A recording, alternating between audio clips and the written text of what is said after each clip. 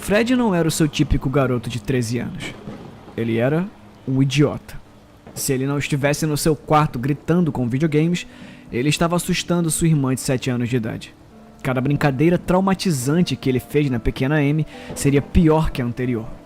Uma vez, ele até lhe disse que a mamãe tinha sido assassinada e cobriu o chão da cozinha com ketchup para o efeito máximo. Ele era a razão pela qual ela era tão instável. Ela costumava dizer à mamãe que ouvia sussurros e até já tinha visto fantasmas vagando pela casa à noite. Fred sempre ria disso, quase orgulhoso do dano que ele tinha feito. Mas infelizmente para Amy, nunca foi o suficiente para o garoto. Ele se sentiu compelido a quebrá-la completamente. A tempestade manteve Fred acordado naquela noite. Inquieto, ele se jogava e revirava em tédio. Por um tempo, ele tentou contar carneiros, mas nem isso ajudou. Na derrota, ele ficou deitado, sem pensar, vendo as gotas da chuva deslizarem pela janela. Um relâmpago brilhou de repente, iluminando o seu quarto inteiro. Foi logo seguido por um grito ensurdecedor. Fred sorriu. Ele sabia o que viria depois. Fred ouviu sua irmã chorando através da parede, seguido de perto por um fraco tamborilar enquanto corria para o quarto de sua mãe. Era isso, seu momento de diversão. Ele rastejou pelo corredor e entrou no quarto de Amy. Ele andava pelo quarto dela como um serial killer, estudando cada centímetro dele. Inúmeras ideias passaram por sua mente. E então, ele viu o armário. Fred esperou no escuro pelo que pareceu uma eternidade, olhando através de um pequeno espaço entre as portas do armário. Ele havia decidido que quando sua irmã retornasse e se acomodasse na cama, ele começaria a sussurrar. Então, uma vez que ela estivesse completamente apavorada, ele iria explodir e correr para ela, gritando no alto de seus pulmões. Ele quase perdeu toda a esperança e estava prestes a sair quando ouviu os passos se aproximando. Sua mãe abriu a porta do quarto e Amy lentamente se arrastou para dentro. Ela estava chupando o polegar e arrastando o cobertor favorito para trás. Quando ela se arrastou para a cama, Fred não pôde deixar de sorrir de emoção. Fred assistiu em silêncio enquanto sua mãe apertava Amy firmemente na cama. Deu-lhe um beijo grande em sua testa e finalmente disse boa noite. Ele esperou ansiosamente até ouvir a porta da mãe fechar antes de começar. É isso, ele pensou, tremendo de delírio. O momento em que ia apavorar sua irmãzinha. Amy. Fred sussurrou assombrosamente. Ela não respondeu. Amy. Ele continuou, ainda sem resposta. Eu estou no armário, Amy. Venha brincar comigo. Ele disse asperamente. Hoje não, Lucy. Amy calmamente respondeu. Fred franziu a testa em confusão. Ela devia estar falando enquanto dorme de novo. Acorde, Amy. Não é o... Uma mão se estendeu por trás dele. A mão gelada puxou Fred de volta para a escuridão e agarrou sua boca com um aperto forte e frio. Ela disse que hoje não.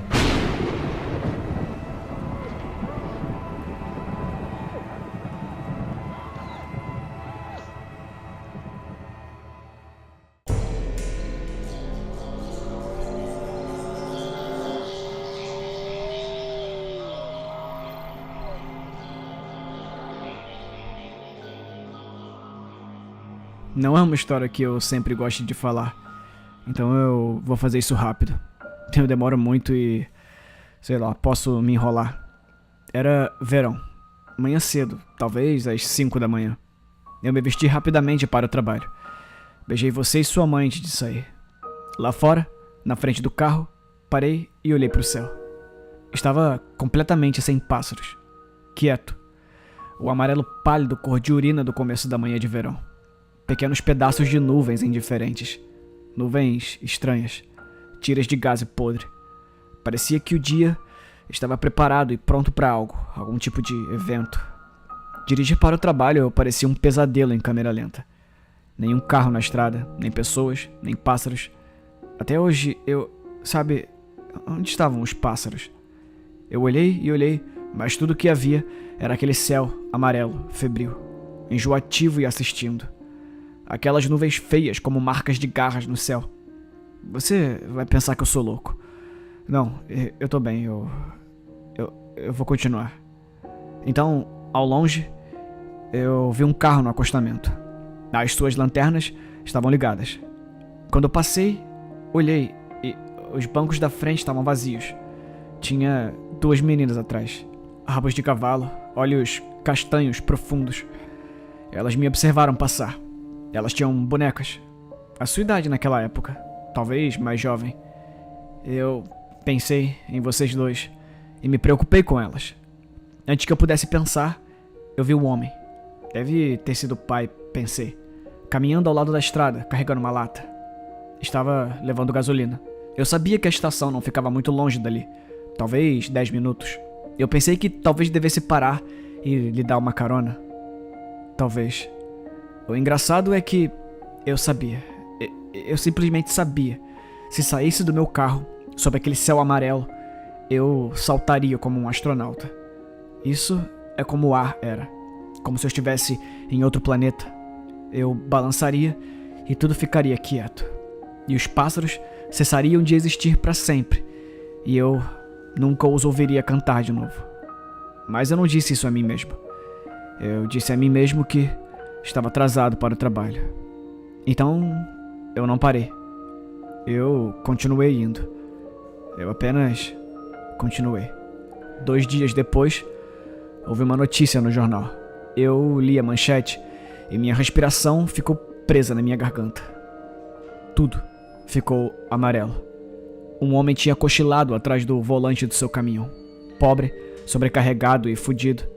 Ele se matou mais tarde, eu acho. Ele enfiou o caminhão naquele carro com as meninas e suas bonecas. Desviou à direita da estrada. Morreram instantaneamente. Eu larguei o papel, encontrei vocês dois brincando e segurei você. Não tenho vergonha de dizer que chorei. Eu não disse à sua mãe o porquê.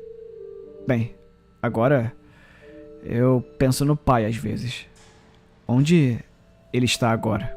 Se ele teve mais filhos? Se sua esposa estava ao lado dele? Mas acima de tudo, eu me pergunto se ele está vivo para sonhar. E se ele sonha com o amarelo também.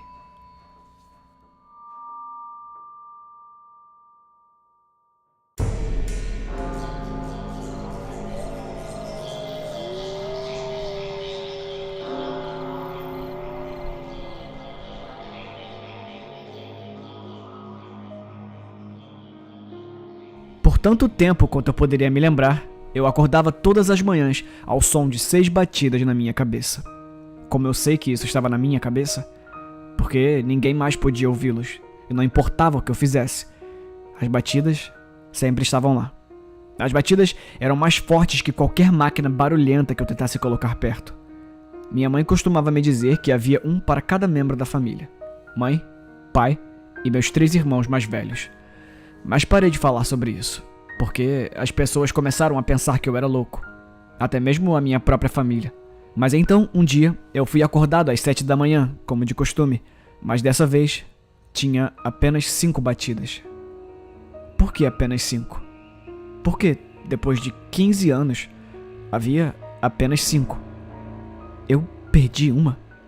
Não, eu nunca perco o som das 6 batidas. Definitivamente, havia apenas 5. Meu dia inteiro foi um borrão. Eu não conseguia parar de pensar nisso. Eu mal me lembro de ir à escola, muito menos a viagem de ônibus para casa. O que eu lembro é a minha mãe em lágrimas quando eu cheguei em casa naquele dia. Acontece que o papai sofreu um acidente grave no trabalho e morreu a caminho do hospital. Os pensamentos das batidas desapareceram quando eu lamentei a perda do meu pai. Dias passaram, semanas talvez, e a dor ainda estava lá. Perder seu pai, de repente, isso dói, e eu mal podia suportar. O som de 5 batidas, de repente, não foi tão grande assim. Era o mesmo todas as manhãs às 7 da manhã, como antes, exceto essa manhã. Eu acordei com um cheiro de fumaça. Estava muito pesado. Eu pulei da cama e peguei meu telefone para ligar para a polícia, mas eu não conseguia nem ligar. Quando fui abrir meu celular, percebi a hora. 8 horas da manhã. Não houve batidas essa manhã. Nem mesmo uma.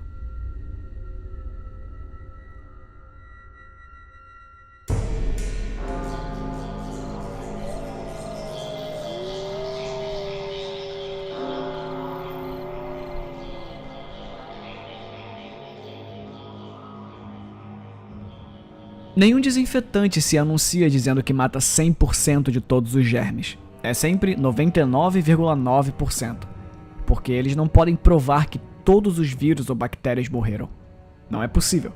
Então, eles usam o quase absoluto 99,9%. Foi assim que o médico da minha esposa explicou o antibiótico para nós. Ele mataria 99,9% da infecção. O sistema imunológico da minha esposa cuidaria do resto. Essencialmente, se ela tivesse 250 mil células bacterianas, apenas 250 viveriam. Eu acho que é toda a infecção necessária para sobreviver. Embora minha esposa parecesse se recuperar no início, a doença voltou mais forte. Como se tivéssemos nos ofendido por termos tentado matá-la. Nós esperávamos que os antibióticos funcionassem novamente. Eles não funcionaram. Nossos amigos pararam de nos visitar. Nossas famílias não são mais chamadas. Nosso médico até cancelou nossos compromissos. A minha esposa está na cama há uma semana. Eu não consegui movê-la. Eu a coloquei encostada na cabeceira da cama e é onde ela ficou. Eu tinha movido uma poltrona reclinável para a base da cama para poder monitorá-la. Eu também fiquei bem aqui. Dói vê-la assim. Ela perdeu peso suficiente para parecer dissecada, com as veias verdes salientes ao longo dos braços. A doença devorou a maior parte dos dedos, deixando para trás fitas de carne. Sua pele, uma vez pegajosa, agora brilha e gruda em seus lençóis e roupas. A última vez que acariciei sua bochecha, ela saiu com a minha mão. O filme viscoso em seu corpo até brilha à noite. Eu me esforço para dormir agora. Eu sei que ela está acordada às vezes também. Seu olho esquerdo se foi, e uma coisa rosada agora cresce na cavidade vazia. O outro olho, no entanto, é o da minha esposa. Ela me observa às vezes. Eu coloco o meu sorriso mais caloroso para que ela saiba que eu ainda estou aqui. Acho que ela sorri de volta, mas parei de olhar para a boca dela. Quando seus lábios decaíram e seus dentes cresceram como os de um peixe, foi demais para mim. Liguei para a polícia 4 vezes hoje, mas eles nunca responderam. Os dedos da minha mão esquerda se fundiram ao telefone depois da última chamada, e eu não sinto meu braço direito há dias. Eu tentei me levantar, mas minhas pernas não vão me responder também. Eu sinto algo deslizando no meu estômago. Eu tento ignorar isso. Nas minhas horas, na poltrona, eu me pergunto se essa doença é o nosso desinfetante. Compartilhará a mesma misericórdia que lhe demos? Se 99,9% de nós se forem, isso ainda deixa 7 milhões de vivos. Isso não importa muito pra mim, eu acho. Nós não estamos nos recuperando disso. Nem quero que a gente esteja nesse momento. Eu só espero que a bactéria nos mate completamente. Se essa doença só mata 99,9% da minha esposa, eu sofro pelo 0,1% dela que ainda está consciente.